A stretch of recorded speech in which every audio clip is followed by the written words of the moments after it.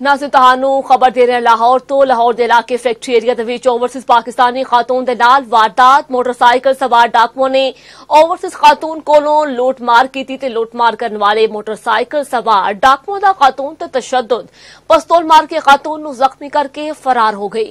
DIG operation Faisal Kamran दा notice SP cantt कोलों report तलब।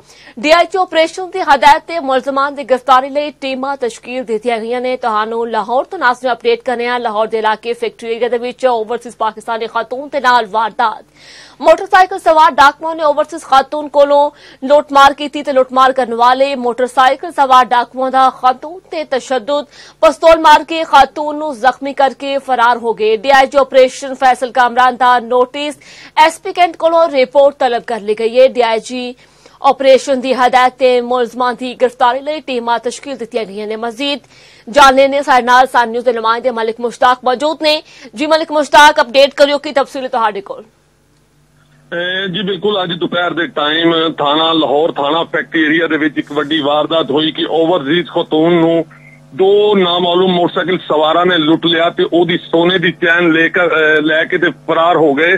जिहदे बाद उत्थे 15 ते काल हुई ते काल होने तो बाद पुलिस की वड्डी नफरी दे नाल एसपी कैंट कैप्टन रिटायर काजी अली रजा साहब भी मौके ते उत्थे पहुंच गए।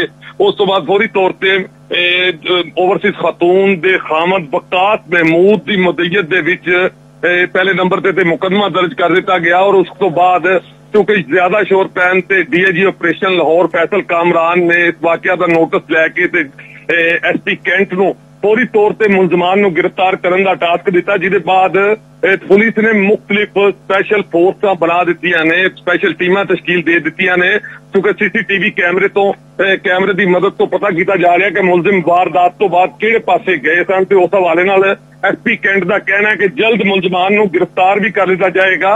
और दूसरे पासे जो डीआईजी ऑपरेशन लाहौर ने इस वाकया का नोटिस लिया ते एसपी कैंट का कहना है कि जल्द मुलजमान नू गिरफ्तार करके उन्होंने करार वाकया सजा दी जाएगी। जी ठीक है मलिक मुश्ताक, शुक्रिया सानू तुसी आगाह कीता।